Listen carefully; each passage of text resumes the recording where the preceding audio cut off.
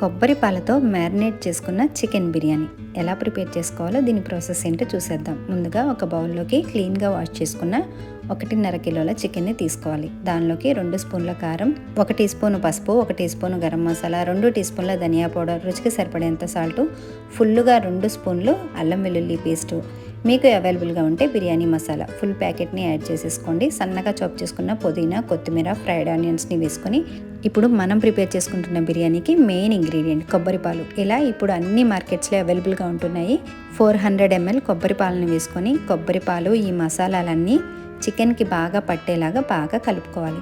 ఇలా కలుపుకున్న ఈ చికెన్ని ఒక 20 నిమిషాలు మూత పెట్టేసి మ్యారినేట్ చేసుకోవాలి. ఇప్పుడు స్టవ్ పైన ప్యాన్ని పెట్టుకొని 3 టేబుల్ స్పూన్ల ఆయిల్ని వేసుకోవాలి. ఆయిల్ హీట్ అయిన తర్వాత మ్యారినేట్ చేసుకున్న చికెన్ మొత్తాన్ని వేసుకొని దీనిలోకి కొద్దిగా వాటర్ని, ఒక హాఫ్ కప్ వాటర్ని వేసేసుకొని మూత పెట్టేసి ఒక 10 నిమిషాలు మీడియం ఫ్లేమ్లోనే ఉడికించుకోవాలి. చికెన్ ఉడికేలోగా బాస్మతి రైస్ని ఉడికించుకుందాం. రైస్ కోసం వాటర్ని బాయిల్ చేసుకోవాలి. ఈ వాటర్లోకి స్క్రీన్ మీద మెన్షన్ చేసిన మసాలాలన్నింటినీ కూడా యాడ్ చేసేసుకోవాలి.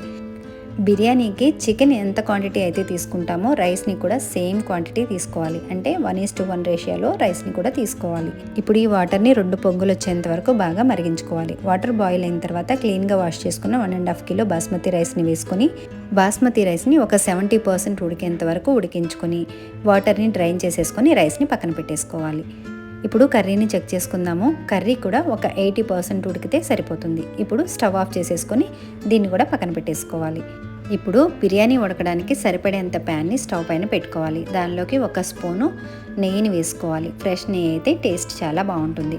బాటమ్ లేయర్గా ముందు రైస్ని వేసుకోవాలి, తర్వాత కర్రీని వేసుకోవాలి, కాస్త గ్రేవీని కూడా వేసుకొని కొంచెం చాప్ చేసుకున్న పుదీనా, కొత్తిమీరని వేసుకొని థర్డ్ లేయర్గా మళ్ళీ రైస్ని వేసుకోవాలి. ఫోర్త్ లేయర్గా కర్రీని వేసుకోవాలి. నేను చూపిస్తున్నట్లుగా లేయర్స్గా రైస్ని వేసుకోవాలి. ఫైనల్ లేయర్గా రైస్ని వేసుకొని దానిపైన కాస్త గ్రేవీని వేసుకొని సన్నగా చాప్ చేసిన కొత్తిమీర, సన్నగా చాప్ చేసుకున్న పుదీనా, ఫ్రైడ్ ఆనియన్స్, 2 స్పూన్ల నెయ్యిని వేసుకొని ఆవిరి ఏమాత్రం కూడా బయటికి పోకుండా అల్యూమినియం ఫాయిల్తో కానీ తడి టవల్తో కానీ క్లోజ్ చేసేసుకోవాలి.